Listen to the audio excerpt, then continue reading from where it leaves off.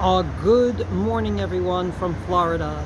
One of the strange things about davening is that the Chazzan says his silent Amidah and then repeats word for word in the Chazarat Hashatz what he said in the silent Amidah with the addition of Kedusha. And in Israel every day, Birkas Kohanim in Chutz La'aretz on Yontiv of Musaf. Not getting into the reasons for this, there is one halacha I thought it was important to remind people of that I saw recently in a Minyaner. And that is that the Chazzan, because he's repeating word for word the davening, does not have to have all the kavanas in the world for his silent Amidah. Namely, according to the halacha, he has to say the silent Amidah even though he's going to repeat it word for word, because l'sader tfilato, in order for his davening to be precise, in order for his davening to be accurate, in order for his davening to be indeed one that he doesn't make mistakes in when he says it publicly. From this perspective, if a Chazzan is davening a silent Amidah and he's going at it, let's just say, too long, namely he's continuing to daven and daven and daven, not only did the majority of the tzibur finish their silent Amidah, but actually everyone finished their silent Amidah.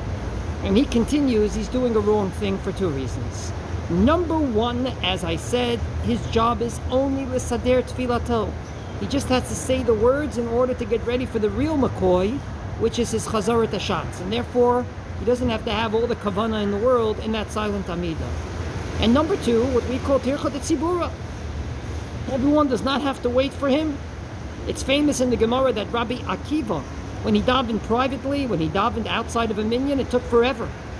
He started at one side of the room and ended in another. But when he davened in a minyan, and people were waiting for him, or maybe he was Chazzan, he davened so quickly, nobody waited for him. So therefore, I would suggest that if you're a Chazzan, and you're davening a silent Amidah, please remember Rabbi Akiva. Please remember that example of not making people wait for you. And secondly, remember that your silent Amidah is just practice for the real McCoy. It is not the real McCoy, which you're about to do publicly with everyone answering Amen. There could be nothing better than you're saying your Amidah and everyone in the room answers Amen to every word you said. Every of the 19 brachas you're going to utter, they're going to say Amen.